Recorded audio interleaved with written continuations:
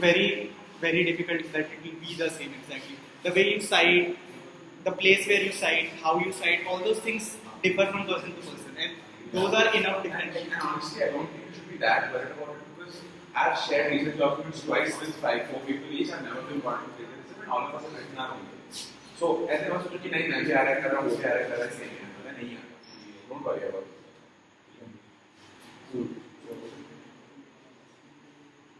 One.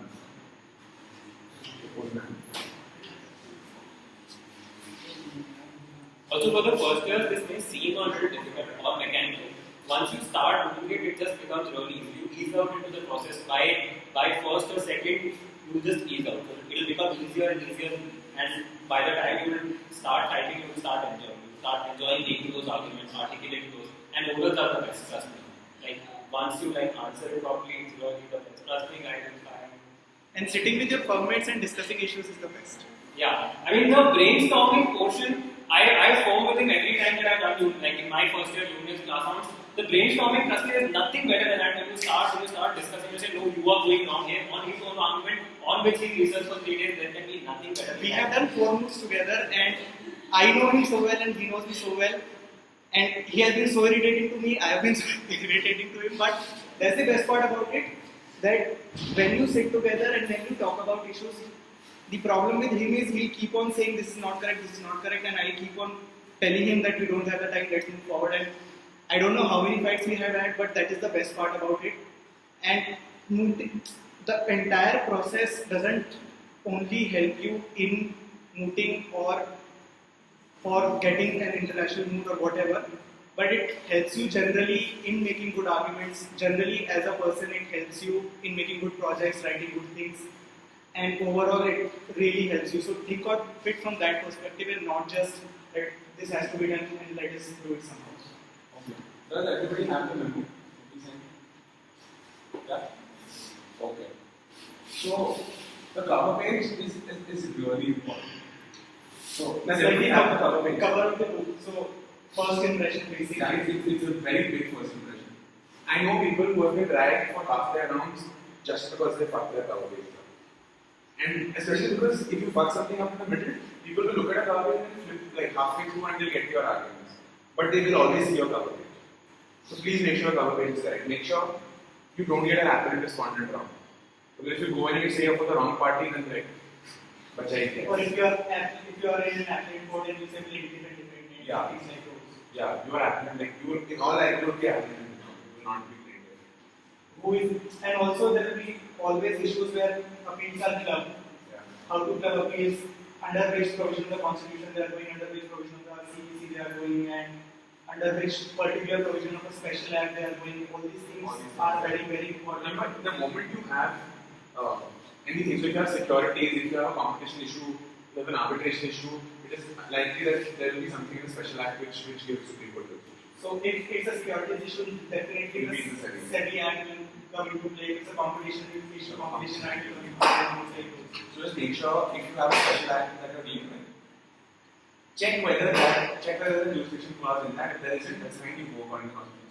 Also, if you see this, it's mentioned Supreme Court Rule 1966, but now we have there are Supreme Court rules. 2013 rules. So make sure that you are very, very clear about what the latest provisions of law are. If you are not sure under what provision of the act, if you don't say it's an SNP, and if you are not really sure whether it's an SNP or not, you guys know what to do. Okay. So there are 2-3 ways the case can reach Supreme Court is to know. If you are not sure, because sometimes the case doesn't make it clear whether it's an SNP or whether a certificate was granted or whatever, just pick one and know, just have an argument ready. Right? So what happened in my second year was we weren't sure whether it's an SNP or whether it's a regular appeal. And so then I went in. It could also be a writ. It could be a writ, whatever. So the guy asked me, why are you coming under 136? So I said special leave was granted. He said no, better. It's like, okay, so if you're saying special leave was granted, what no? What is not special leave? What was the important question? What was the important question that you wanted to decide? I gave him an important question and we moved on from there. It didn't matter whether it was actually special leave or not. Okay, so my point is, don't look ignorant as to why you used that word. At least know why you've written 136 or why you've written 134, why you've written 132, whatever it is. And if you know that, even if it's wrong, nobody should, generally nobody will take your case. Also, it's very important to talk to your mentors or other people who are doing moves with respect to the provisions under which this is the Very, very important. Civil appeal number has to be dash. Okay?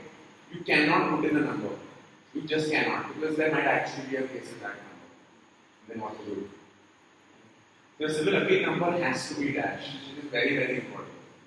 Okay? because the idea is that when you are submitting the memorial or like think of it from a practical perspective, when you are submitting your petition or whatever. If you are submitting for the first time, you won't have a number. The court will The assign court will give you a number. After that, you'll have a number, but right now you don't. So don't give yourself numbers. Like, I know people who've been given numbers and again saying you will get Dragged in you will the- get dragged. Also, make sure that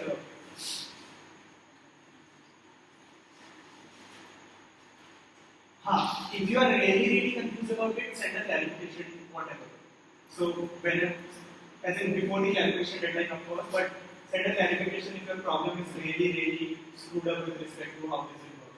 And think about it, like generally people think of it on the last day, that what will this go under, and that is when the clarification deadline is already gone. But think of it in the beginning itself so that you can see the clarification when the time is ready.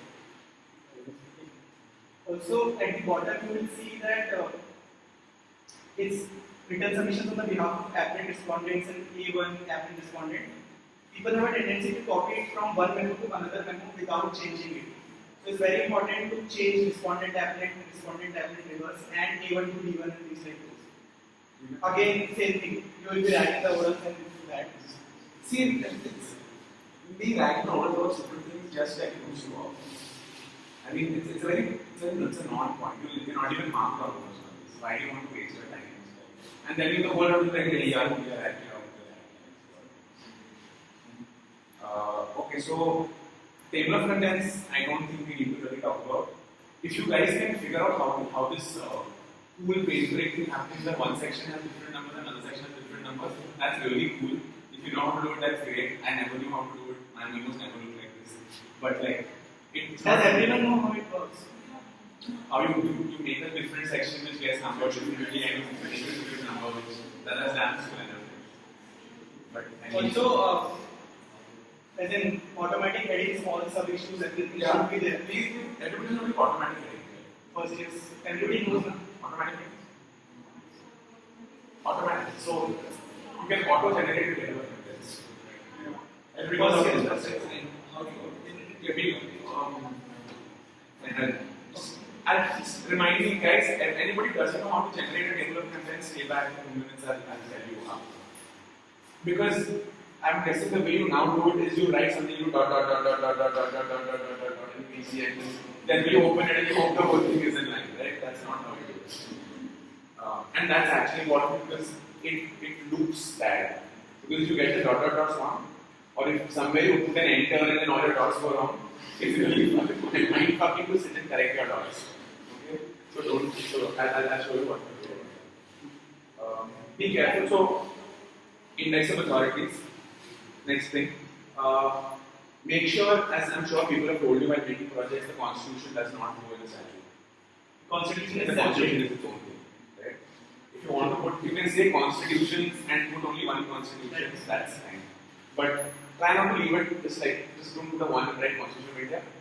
Because Give a heading. say constitution and then say constitution of India and then go to statute. If you don't know this, you will definitely get it. Like there is no to it. Anybody will take it.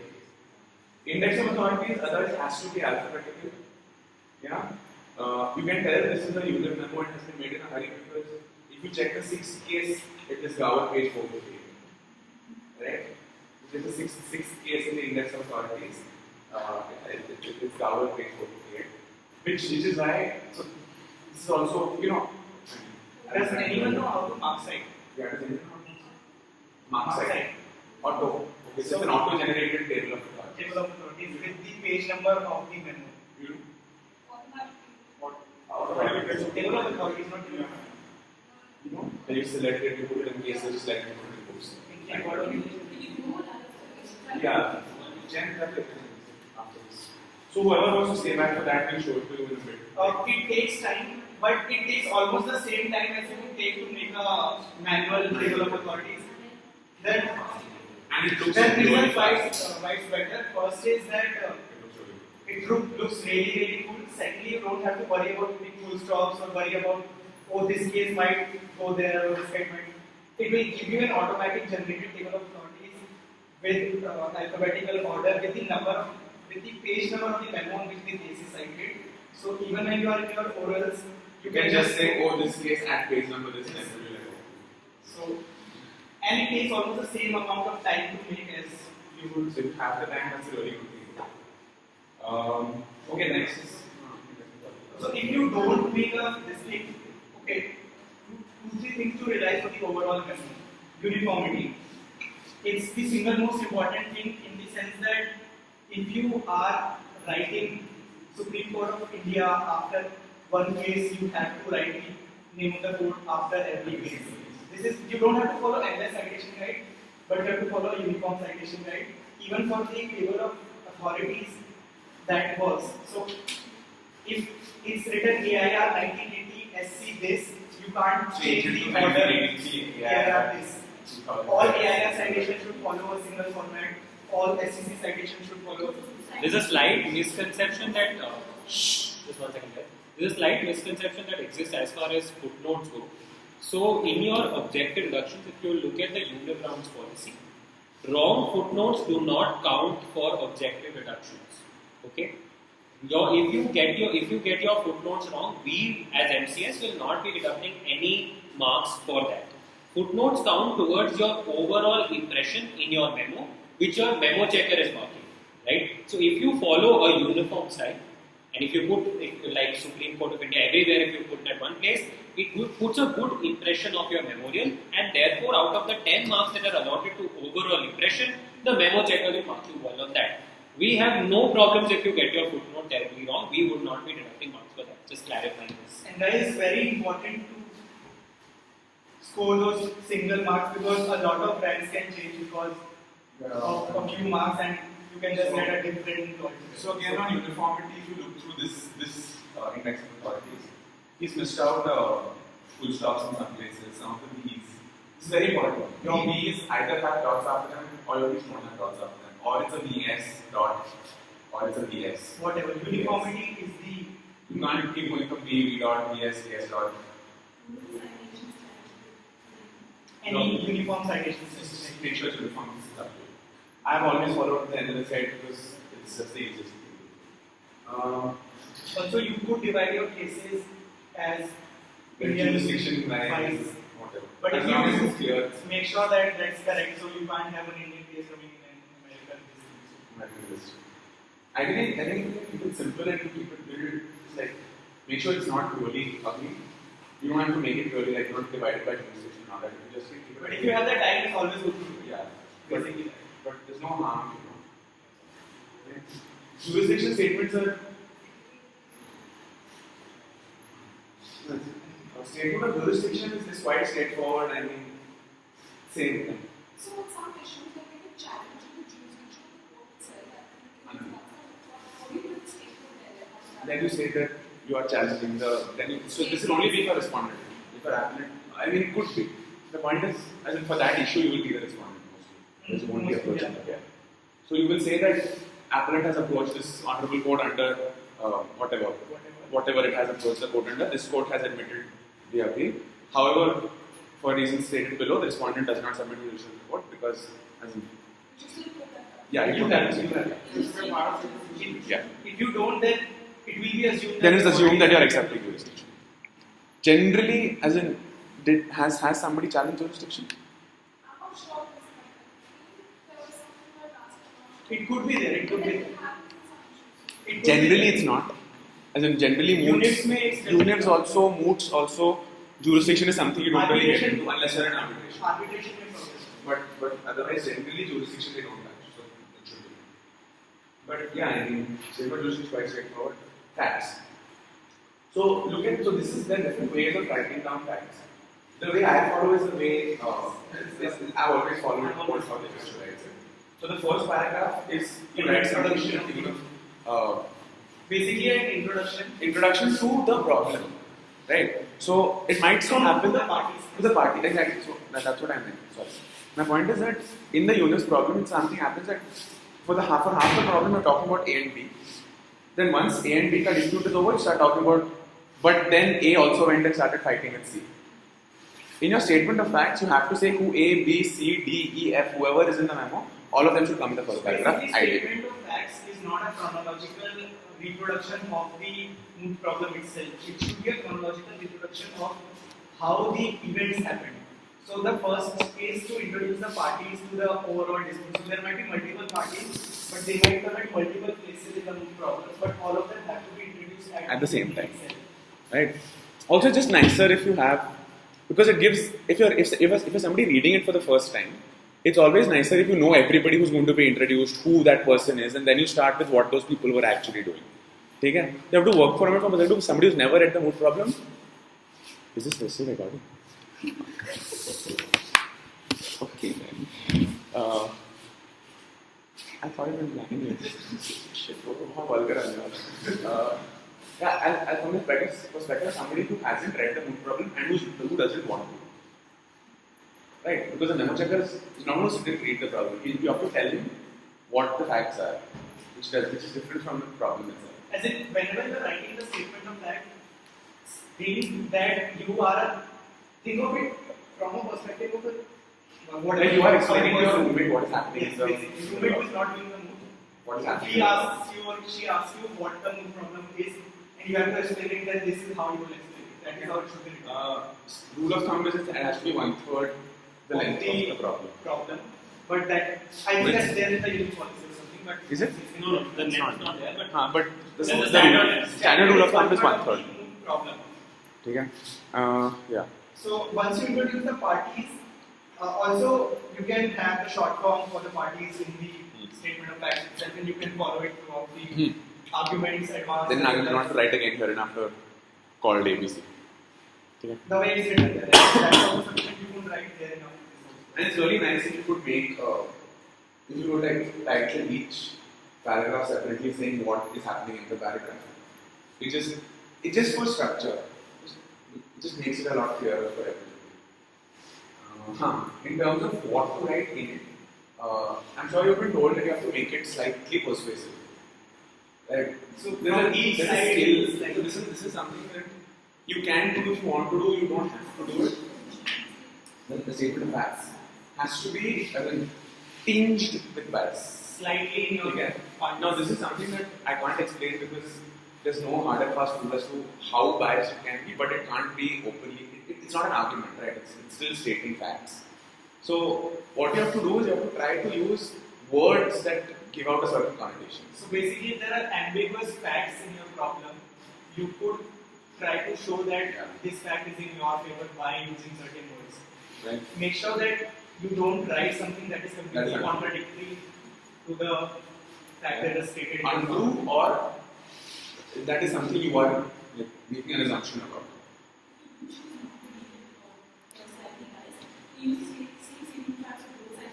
Yes, you can have a neutral statement. Yeah. Yes. You don't get caught. No, Russia. that's Russia. You can't. You don't get caught. Statement of facts from one memo to another, you don't get caught. My own memo. no, you has to be different.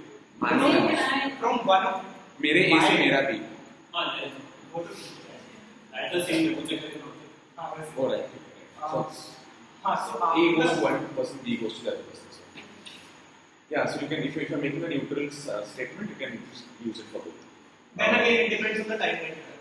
Yeah. Ideally, it's nicer to write it. Also, because for me, always like if I'm tweaking a statement of fact before you start writing, they ask me to get into the feel that you're like, I'm scaling right now, especially when you're doing it for both. So after the introduction of the parties, you go to the introduction of the problem or the dispute, where the dispute arose and how the dispute arose. Not the dispute, but is prior to the dispute basically. So it will inevitably be some contract between some parties and parties coming together and discussing stuff.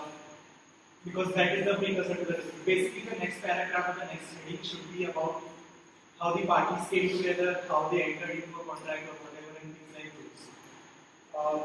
Then you slowly and progressively move on towards the dispute, how the dispute arose, different stages of the dispute, and that is how you divide it.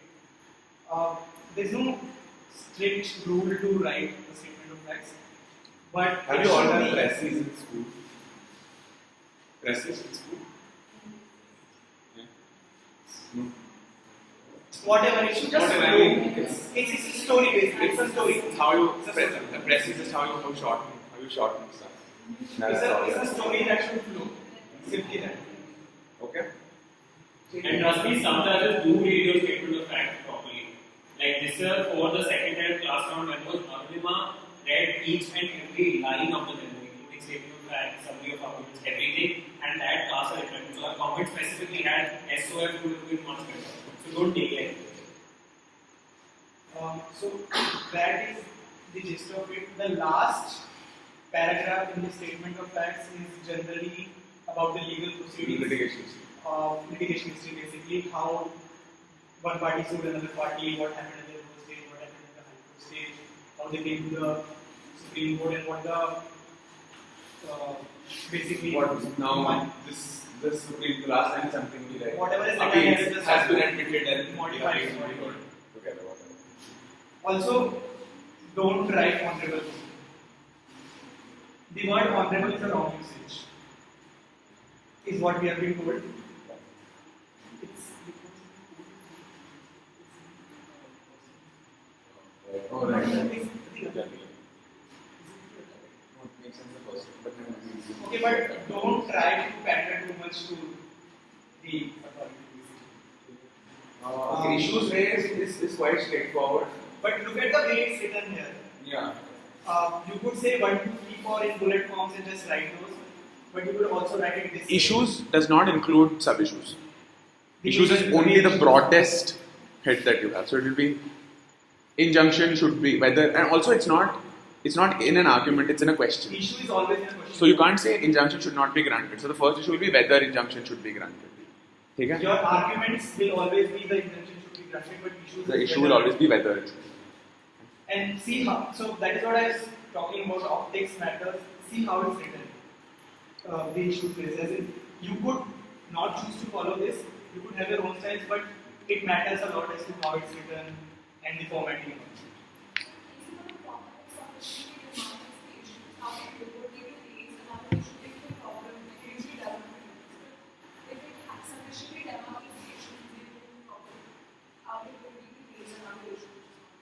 If it says you can't, you shouldn't. As in obviously. If It the, doesn't say anything. yeah. Okay. Generally, I think like logically, if you're an appellant, you can't raise an issue in life. Like, if you go to the Supreme Court, generally they won't, like in real life, they won't allow you to raise an issue because they're hearing. Their job is to hear You will have to the amend your correctness of the High Court decision. So taking something new is not really an appeal. So that is one thing. So generally, And it's allowed only in exceptional circumstances where a link factor is emerged after the High Court takes decision. things like that. Yeah. So generally, don't try to raise new issues.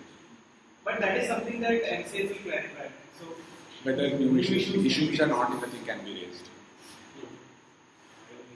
No, as in, can they not be raised? So it depends on whether the problem specifies the issues, right? Yeah. So in certain cases, the problem specifies these are the issues that need to be argued. In other cases, you frame your own. So if you're framing your own, then you can obviously come up with it. But generally, But- for units, it's always It's generally general issue. Also, so for units, what happens is they don't enlist the issues, but it is very clear from the problem that these are the four issues, and you generally stick to that only. So it's advisable that you stick to that and don't bring up anything. If you're bringing up new things, be prepared with the argument as to why you are bringing it up for the first time in the Supreme Court and why you haven't thought about it. Because this will be asked. And if you don't have an answer, you will pitch. Okay. Coming to summary of arguments.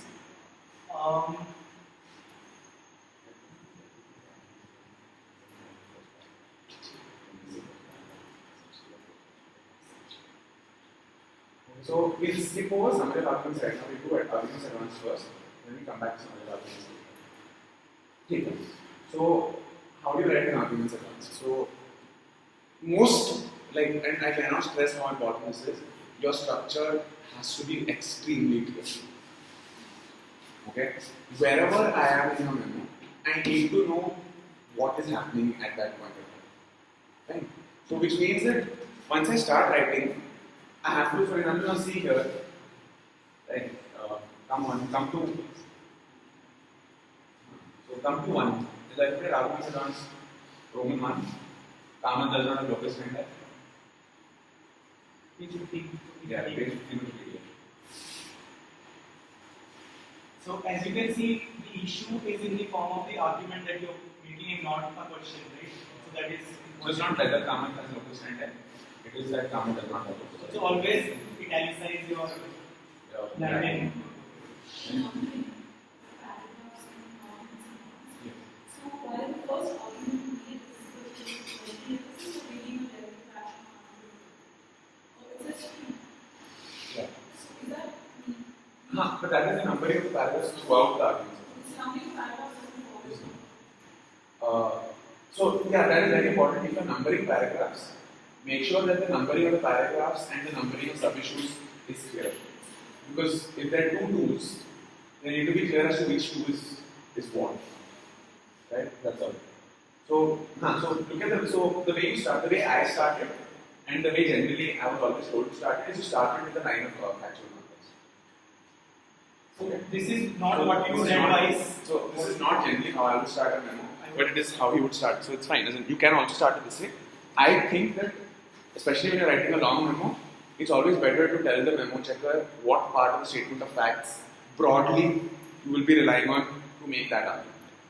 So Right? the idea is that when you start any issue or for that matter any sub-issue, you give one line factual context of that particular issue and then you come on to the law or the dispute. So for example, in this case it was about bringing a derivative action.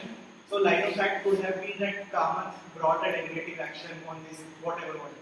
Basically giving a context to that particular issue and then you go on to the issue itself or the law. And so the first paragraph of every issue. Yes. A fact should be given. A fact should be stated and then we should go to Yeah. So it's Fire Act. We don't do Fire Act. As in, you could say that you've already given the statement of facts, but And it's fine. Isn't like he saw to Fire Act is also fine. IR Act is also fine. But if you're doing Fire Act, it has to come first. also So it when depends. you put the issue in the middle. So you put the line of fact. Then you say regarding this line of fact, this is what we submit. Then you put the rule. Then you analyze, and then you say, see what I submitted is what I have shown you in the So analysis. this completes the circle, right? This is the fact. I want to prove this. This is how I will prove this.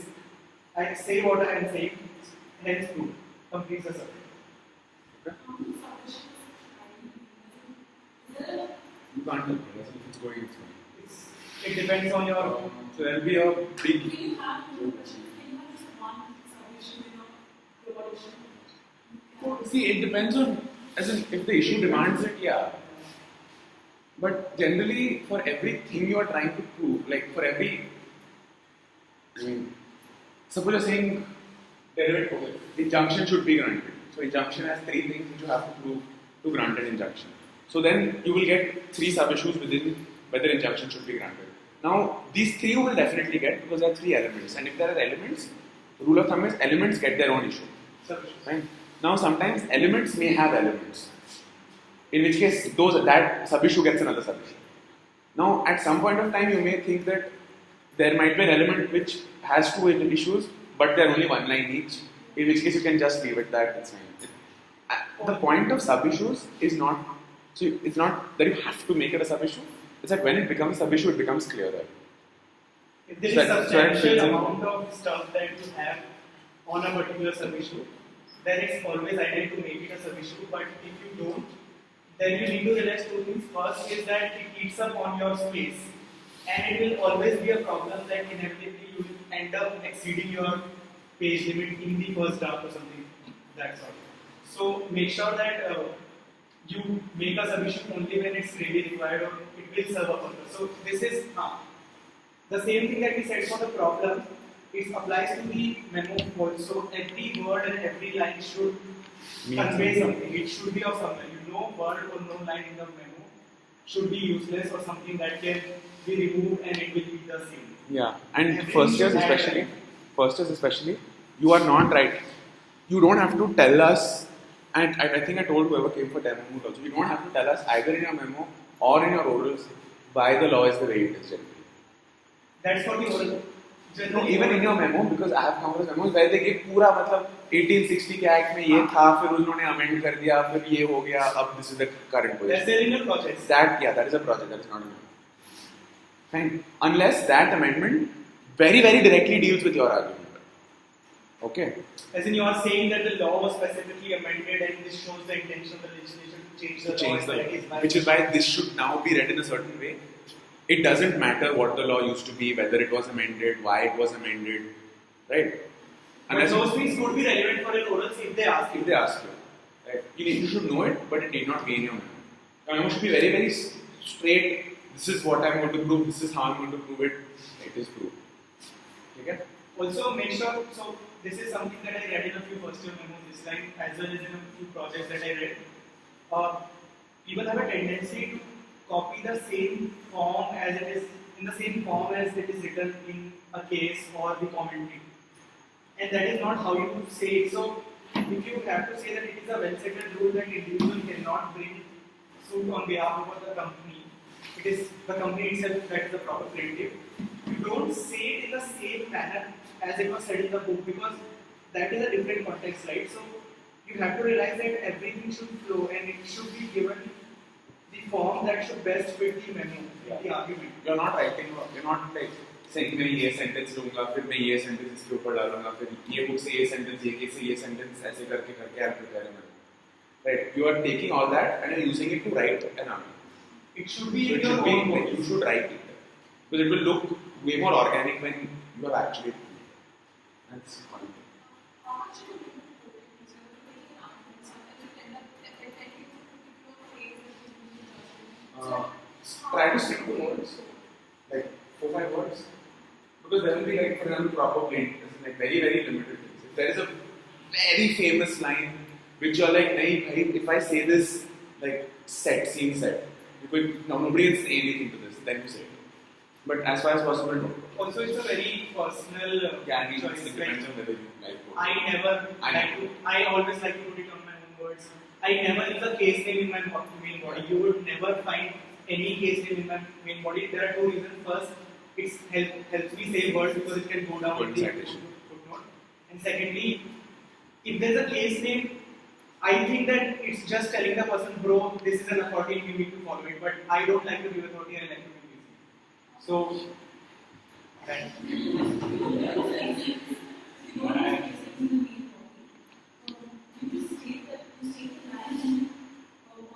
Cite. It's a very personal. What do you say if you said that?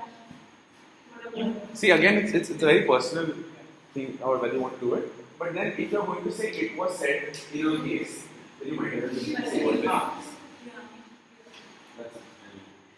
Also, it's a very landmark element that everything.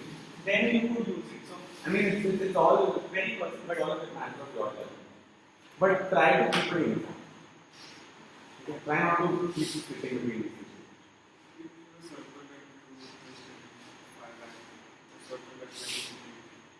So the circle is that first you say that this is a fact and you introduce the dispute in that manner. That this happened and that is why dispute arose. Then you say this is the issue. You should already say that. You have, but so I will explain. Wait a second. So basically, you write your first major issue, right? Your first major issue is that an anti-suit injunction should be granted to the respondent in this case, right?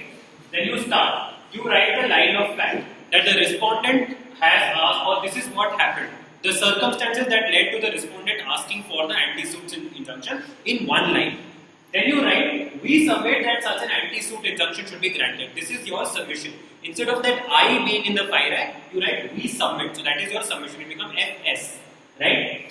Then since this is your first paragraph, you say this is because A, B, C, right? You will definitely have some issues. So you've written your fact, just one line. Then you've written your submission. Then you've divided into 3, 1, 2 and 3, right? Then you go to your first part, you write A. That is your first part, whatever reason. So there will be several criteria of granting an anti-suit injunction. You write the first criteria, right?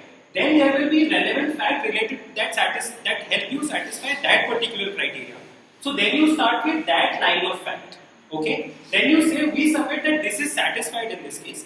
Then you write the rule that, so for example, this criteria would be elaborated in a particular case. You write that rule there. So that is your rule. Then you analyze how the facts of this case are applicable to this particular rule. And finally, then you say, see, I was trying to submit this, I have shown you this. Finish. Right? So it becomes fact, your statement, whatever you're submitting, then your rule, which will generally be a case law, or maybe may also be a statute. Generally will come over when you are dividing it because statute has its considerations. This will generally be a case law which has elaborated upon that particular aspect of that particular statute. Then you say analysis, and then you conclude. As everyone knows, this is the golden rule to follow in any memo, right? For all sub-issues, issues throughout. Everything, yeah. So this is how you divide it into sub-issues. You have one big issue, you divide it into sub-issues, and every sub-issue is addressed like this, and then you end it. Orals is different, that you do something different, right? Is it for like every first paragraph and everything? Or is it first paragraph? No. So what you, again, I'll explain. So you first put in the big issue, right? So the big issue, there are 4 issues. The preliminary issue is whether anti-suit injunction should be granted. So your first issue will be say you are respondent, you say anti-suit injunction should be granted. That becomes your big issue. Now for that, you need to now divide into sub-issues, right? So you start by a line of fact. That line of fact will be one line circumstance of what led you to asking for that anti-suit injunction, right? Then you say, we submit that the anti-suit injunction should be granted. That is your submission made there. Now you have to make no analysis in this first introductory paragraph because this is where you are dividing it into sub-issues. So you say, once you say we submitted it should be granted, you say this is because. Because may then 3 reasons. One, so those are the 3 parameters for granting an anti-suit injunction. You say A, B and C. There itself, that is your first paragraph of the first issue. Every issue will have this introductory paragraph which will lead you to dividing that issue in sub-issues. This is generally for every mode, not only for units, everywhere this is how you do it. Right? Once you put in that first paragraph that divides your issue into sub-issues, then you list the first sub-issue. Now that first sub-issue also will definitely have one line of fact which will help you in satisfying that particular parameter of the anti-suit injunction. Right? For example, one of the criteria for anti-suit injunction is that if it is not granted and if the suit continues in that particular court, the other party will be significantly inconvenienced, right? So your line of fact may be that X is a party that resides in India and has all its business documents in India, right? We submit that if the suit is continued in London, it will be significantly inconvenienced. Then there definitely will be a case law that elaborates on what constitutes that inconvenience. That case law comes here. You say, as per this particular case, this is the standard of inconvenience. Then you explain how that standard from your facts is met. And then you say, see, please give the anti-suit injunction because if you don't give, this parameter is not satisfied. The golden rule. Has everybody understood? This is very important. Once you get this basic, you are set for your memo. So just very easy case law. So in first introductory paragraph, doesn't have to be easily No, introductory paragraph will never have case unless the for example, say Vishaka, say something related to sexual harassment at workplace. Then you say in Vishaka versus state of Rajasthan, it was laid down, and then you can just divide it into 1 to 3. So you have to determine whether or not that case law is the one that has set the parameters. Whatever has set the parameters that will divide your thing into sub-issues should come in that first main paragraph. It can be a case law, it can be a statute. For example, in our class rounds memo, it was section 10 of the CPC. I don't remember what the section of the CPC. But so it just lays down certain criteria for something, right? That forms a part of your first paragraph. You say section 10 says this is, so and we submit this, in this case it is satisfied because A, B, C. You get to your A, you get to your B, you get to your C. For any memo, that's the standard, right? Any doubts on this? Like this is the most important, except for frills and how beautiful your memo looks like. Very, very important. Extremely important. What he told you is a roadmap. So like the very Like important. the basic argument for submission. It's very important. Yeah, very important because you have to realize that if you don't do that and you're going through a memo, it so happens if you have like 4-5 levels, when you reach somewhere in the middle, it happens and you lose concentration for 1 second, you come back and you don't really know what's happening. At which point it's much easier if you have something that says A will go and see what A is to come back. It just makes things a lot clearer for the person who's reading it. Also, you need to realize that think of it practically. What the memo checker will be doing is checking 70-80 memos, right? So he or she will have a set bullet point list with him or her that this is how these arguments should be there in each memo and this is how it should work. So for that person also it will make sense to, even when he or she is reading the first paragraph itself, yeah, this person is going to talk about all these things, check this, done. So that way also it helps. Also prioritizing which arguments you put, where sometimes it's like words is different. Although the argument really has a control of arrangement of arguments. Do you suggest that people who want to think is the strongest source, or should we follow like a logical flow? See, that depends on whether there is a logical flow to follow. If there is a logical flow to follow, you have to follow that.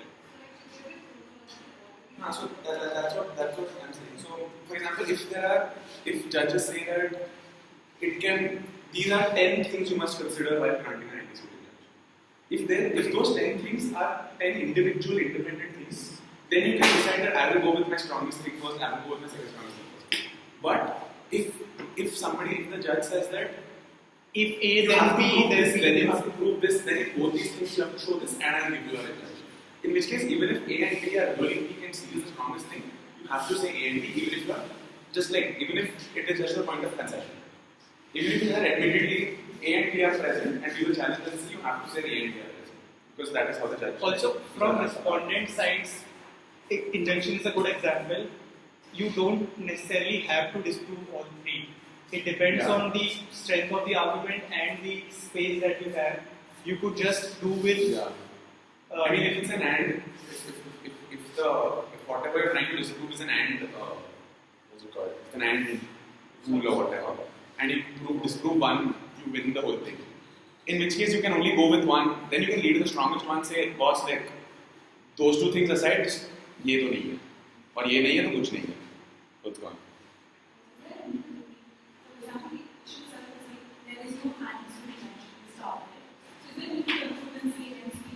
Yeah, Generally, very it is. important. Very important. Generally, yeah. I mean, if you're in a crazy space crunch, then no. But it's always a nice way to like wrap it all up, sort of. Yeah. Okay, so first para, you see how the division has been made in terms of A, B, C and things like those. Again, there are different ways people do it. First, second, the use of first, second, third. For one thing, there is no firstly. It's always first. It's first, secondly. Yeah, there's no, firstly doesn't exist. Firstly doesn't I found this out in my second year. For that, I kept getting shouted at for using firstly. So there's no firstly. It's first and secondly. When you are giving A or ones or 1A to B, whatever, like, when you're making sub-issues, try to not put two numbers together or two alphabets together. Always it's an alternate between Try to keep it alternating. Don't repeat. alphabets and numericals, and it has to be consistent in all issues. Yeah. So if you go Roman numeral 1, capital A, later you can't go capital A, Roman numeral 1. And you can't say capital A once and then Small a somewhere. Or you can't even say, for example, you can't say, you can't say 1A, 1A. Yeah? You have to say 1A, 1A. also Right. again how you differentiate between all three is this could be bold, this could be underlined, this could be italicized. For headings. Headings. One could be small caps, one could be bold. Try to make sure they are all different. Okay? Because once I've read the first issue, when I'm reading the fourth issue, and I know that, oh, there is of a biggest thing has this is the smallest thing, and this again it makes me as for somebody who's reading the memo, I get a clearer idea of what's happening. Okay.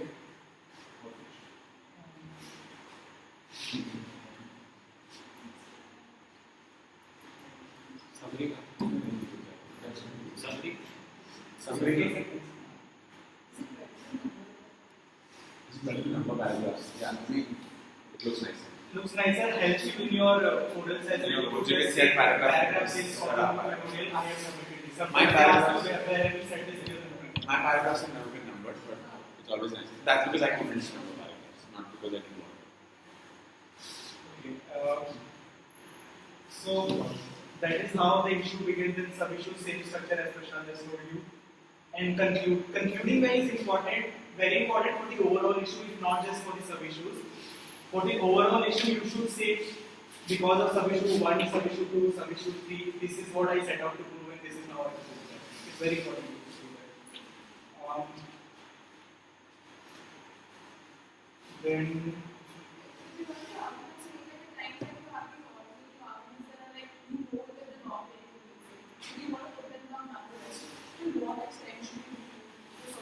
To the extent you have this. because you might think of it as a Or proper argument, but somebody it might read and say, be- oh my god, this is like the most brilliant thing I've ever heard. Also, just one minute.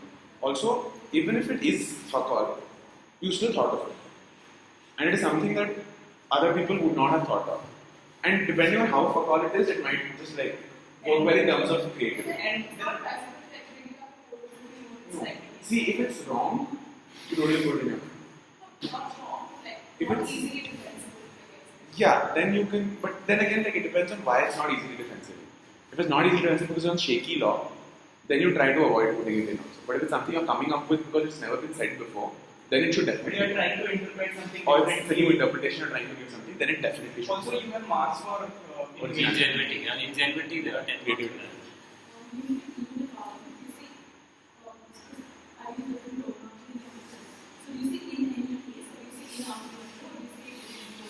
so it's advisable not to use the So word this is strange because Devanshu explicitly told me never to say arguendo, except he uses arguendo in his memo. But I've never used arguendo in my unit no ever. Like I've never written the word arguendo. Yeah. or in any Or in any event, in any case, assuming not conceivable. There are certain things for which you have no reason. I've never understood why you can't say argument. Yeah, neither have I, but I'm just following. But So if you want to use arguendo, you guys like go ahead. Nobody showed me why you should use it. That's all. You guys know what an arguendo is, right? First just. So say भाई मतलब ऐसे क्या बोल रहे हो? Fine, so anything else that you can say. yeah, please tell us. Saying, Because arguendos are very important. How come you guys haven't come across it? Anyway, an arguendo is if you assume whatever, like. so arguendo is that I have argued my argument 1, argument 2, but you want to say that even if these are not considered, then I have another argument. Please consider this. Okay, and That is your argument. there's a word, specific word, arguendo. For that. It means assuming but not, as in like the argument is assuming but not conceding. You are saying that my primary arguments are first and 2, but if those don't work, then I still am not liable because this doesn't mean that I concede that those don't work, right? Footnotes, I've already told you uniformity is the key, and that is how you have to. I would suggest when you are making when you put your research document in, cite the case as you would cite in your memo. Best thing. Okay? Cite your cases, cite your books, cite your articles, cite your law commission reports, whatever, as you would cite them in your memo. Because when you are running around with half an hour to submission, you don't want to think about how I cite the law commission report. You should just have it. Cite it, just copy and paste it into the footnote and you cite it. Okay? So that is how the entire memo will work.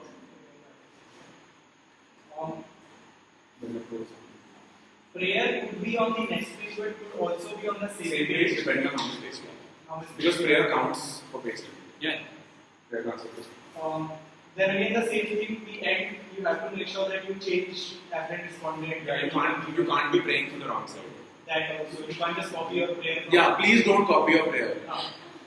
because then there's no dispute. Lost the case. Okay, yeah. If you're copying a player, you are actually admitting to the opposite party's claim. Like, there is nothing you can do after that. So this is arguments advance. Anything on this? Anything else in arguments? Anything that you haven't understood? Or how to Since you've structure been or so how to expressive write? with all your First years. guys? No, nothing. Sure. Summary of arguments. It might be very big, but like, so when we use the argument by roadmap, so while I was doing that, I didn't want to write it as A, B, C, I wanted to write it as B, A, C. Oh. She means that I say I want to show it is because X A. Or because like there is no harm A, there is even if there is harm, there is no damage B, whatever. Like, say there are no three elements, like how you said that the most important thing should go first. Not in that way, but like how I'm structuring my sentence. It flows better if I put B first and then I Just numbers of that A. Why can't you call it B? then use a change. I don't know. So in the paragraph, you call B instead of making it. Why are you calling it B? Call Why it road A. mapping? Okay, why road mapping class? You're road mapping first, right? So when you're road mapping, whatever you write first becomes A. What do you mean by I don't understand what why. Like if I write ABC in the same sentence, and if I like Yeah. I feel that the way I use structure my sentence, Structure sentence, structure argument. The sentence. Yeah. sentence in Yes. then it flows better. It could be more of my argument. It flows better when I put B first. Then why can't you make B? No, because like in the logical sequence of arguments, A is A. But in the But in that logical particular sequence- sentence in the paragraph, Except like if it's a logical sequence, then even if a sentence flows better, it shouldn't be coming before logically what comes after, right? As in logically what comes before. So if it's a logic question, then you have to stick to logic. If it's not a logic question, it's changing.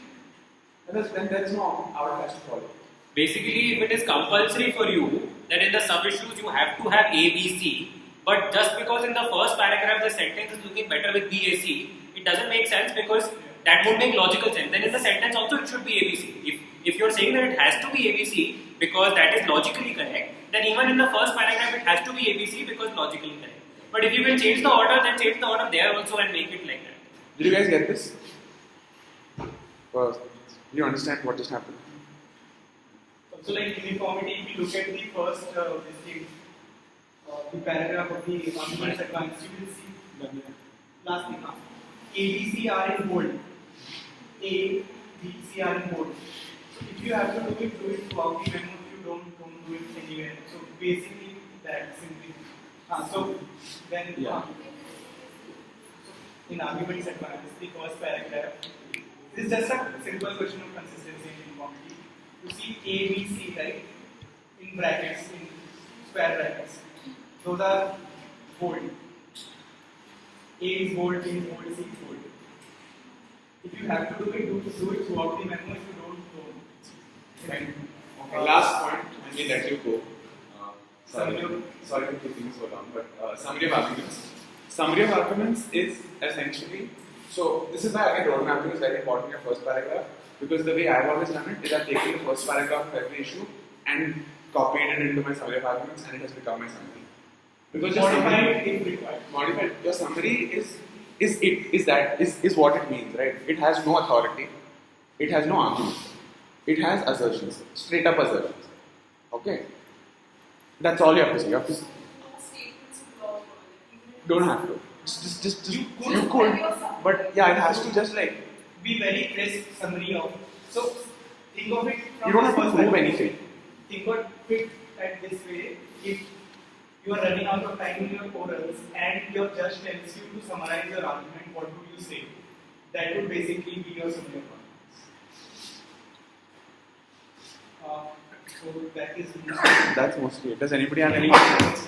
Generally, generally Forms, like not just forms. this, but anything else. yeah. Word thing, yeah. MS Word में mark site and so we have only one laptop, so we sit here. But anything else? Thanks. There is a couple of minutes.